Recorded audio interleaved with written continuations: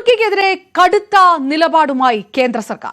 വിവിധ മേഖലകളിൽ തുർക്കിയുമായി ഉണ്ടായിരുന്ന സഹകരണം പൂർണ്ണമായി അവസാനിപ്പിക്കാനാണ് കേന്ദ്രത്തിന്റെ നീക്കം. ഇന്ന് നടക്കേണ്ടിയിരുന്ന തുർക്കി നയതന്ത്ര പ്രതിനിധിയെ അംഗീകരിക്കേണ്ട ചടങ്ങ് മാറ്റിവെച്ചതായി വിദേശകാര്യ മന്ത്രാലയം അറിയിച്ചു.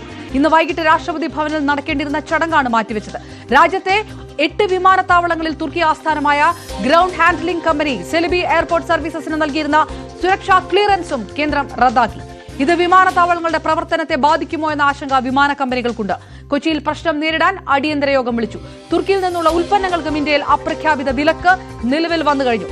ബോയ്ക്കോട്ട് തുർക്കി ക്യാമ്പയിൻ മൂലം ടൂറിസം മേഖലയിലും തുർക്കിക്ക് വലിയ നഷ്ടമാണ് ഉണ്ടാവുന്നത്. TG സജിത്ത് നാഷണൽ ഡെസ്കിൽ നിന്ന് നമുക്കൊപ്പം ചേരുന്നു.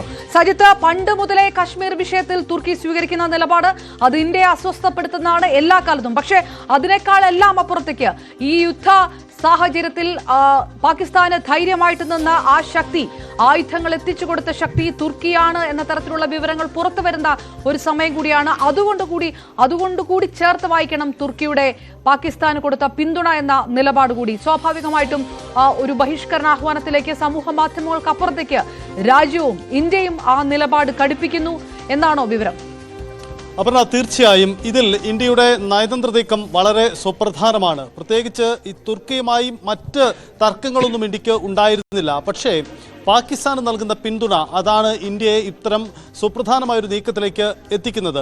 ഇതിൽ സർക്കാർ ഔദ്യോഗികമായി ഒരു തുർക്കി ബഹിഷ്കരണ പ്രഖ്യാപനമൊന്നും നടത്തിയിട്ടില്ല. പക്ഷേ അത് അതൊരു ക്യാമ്പയിനായി തന്നെ മാറുന്നു. ഇതിൽ ഏറ്റവും സുപ്രധാനമായൊരു നീക്കമാണ് ഇന്നുണ്ടാവുന്നത്. എല്ലാ രാജ്യങ്ങളുടെയും നയതന്ത്ര പ്രതിനിധി അംഗീകരിക്കുന്ന ഒരു സുപ്രധാനമായ ചടങ്ങ് രാഷ്ട്രപതി ഭവനിൽ പ്രസിഡന്റ് അധ്യക്ഷതയിൽ നടക്കുന്നതാണ്. മറ്റു രാജ്യങ്ങളുടെ എല്ലാ അംബാസിഡർമാർ വരുമ്പോൾ നടക്കുന്ന ചടങ്ങാണ്. പുതിയതായി തുർക്കി അംബാസിഡറായി രാജ്യത്തെത്തിയിരിക്കുന്ന അലി മുർദാത്ത് എറോസി അദ്ദേഹത്തെ അംഗീകരിക്കുന്ന ചടങ്ങാണ് മാറ്റിവെച്ചിരിക്കുന്നത്. ഇന്ന് വൈകിട്ട് 4 മണിക്ക് രാഷ്ട്രപതി ഭവനിൽ നടക്കുന്ന ചടങ്ങാണ് മാറ്റിവെച്ചിരിക്കുന്നത്. സ്വാഭാവികമായും ഇന്ത്യ ഒരു മുന്നറിയിപ്പ് നൽകുന്നു. മാറ്റിവെച്ചിരിക്കുന്നു, മറ്റൊരു ഡേറ്റ് ഒന്നും അറിയിച്ചിട്ടുമില്ല. അങ്ങനെയെങ്കിൽ ഇന്ത്യ തുർക്കിയുമായുള്ള നയതന്ത്ര ബന്ധങ്ങൾ അതിലൊരു വലിയ നിയന്ത്രണം കൊണ്ടുവരാൻ ആഗ്രഹിക്കുകയാണോ? അങ്ങനെയെങ്കിൽ ആ നീക്കം ഈ തരത്തിലേക്കാണ് പോകുന്നത് എന്ന സുപ്രധാന ചോദ്യം കൂടി ഉയരുകയാണ്. രാജ്യത്ത് ഈ ഓപ്പറേഷൻ സിന്ദൂറിന് ശേഷം പാകിസ്ഥാനെ അനുകൂലിച്ച തുർക്കിക്ക് കൃത്യമായ മുന്നറിയിപ്പ് നൽകാനുള്ള കേന്ദ്ര സർക്കാരിൻ്റെ തീരുമാനം കൂടിയാണ് ഇതോടെ നടപ്പിലാക്കപ്പെടുന്നത് എന്നതാണ് പ്രധാനപ്പെട്ട കാര്യം. എന്തായാലും സുപ്രധാന നീക്കം കൂടിയായി ഇത് മാറുകയാണ്. ഇതിനുശേഷം തുർക്കിയുടെ പ്രതികരണങ്ങളൊന്നും ഇതുവരെ ലഭ്യമായില്ല.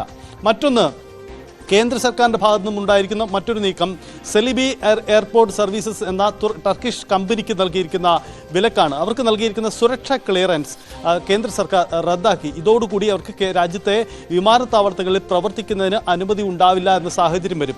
കൊച്ചി അടക്കമുള്ള 8 വിമാനത്താവളങ്ങളിലാണ് ഇവർ പ്രവർത്തിക്കുന്നത്. ഇന്ത്യയിൽ മാത്രം 7800-ലധികം ജീവനക്കാരുണ്ട് ഈ ഗ്രൗണ്ട് ഹാൻഡ്ലിംഗ് കമ്പനിക്ക്. സ്വാഭാവികമായും അത് വലിയ പ്രതിസന്ധി കൂടിയായി മാറുകയാണ്.